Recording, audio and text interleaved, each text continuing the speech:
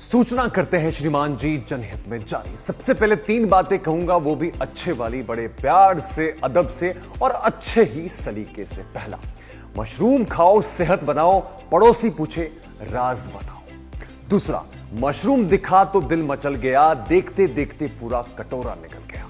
तीसरा, मशरूम खाया तो आया नूर, अब सेल्फी में मैं खुद भी लगूं मशहूर।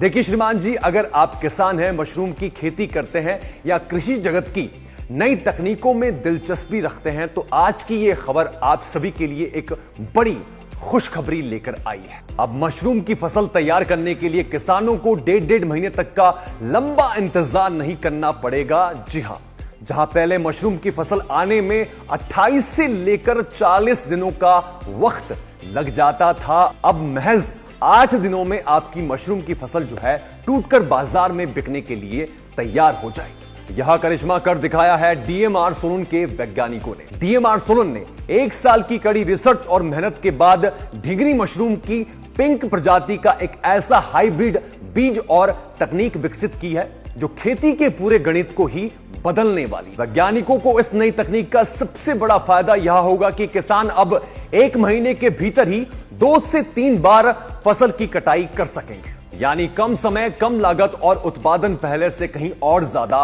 बेहतर होगा।